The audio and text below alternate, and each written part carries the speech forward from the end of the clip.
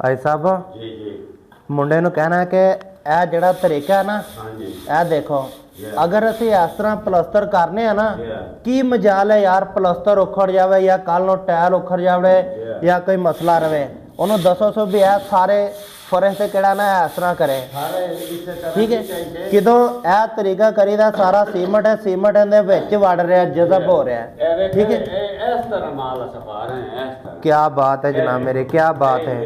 क्या क्यों पा रहे हैं? नीरू थल्ले टाइट है ना, हाँ जी, इस वजह से सुक्का ही उत्ते पा रहे हैं तो पानी छड़ रही है। किदों पलस्तर करना है उनके उत्ते पलस्तर की लस आनी चाहिए, तराई महसूस होवे। महसूस हो किवें कहंदे ना कि यार सालां दे उत्ते तरी होनी चाहिए, ऐसे तरह पलस्तर दे उत्ते भी तरी होनी चाहिए।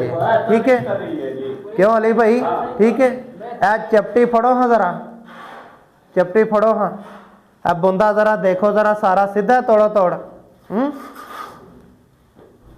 सारा तोड़ो तोड़ सिक्कर ठीक आ रहा बुंदा। हाँ जी किदों चपटी मारनी है सारी तोड़ो तोड़ इत्थे। ए सारी ऐस बुंदे ते ए चीज़ दी मैं कह रहा सब ए जिवें ना ए लस हाँ जी ए तरी चपटी दे थल्ले होनी चाहिए। ते फिर जिहड़ा पलस्तर है ना, फिर उनकी वेखो जरा तुसी की खूबी है।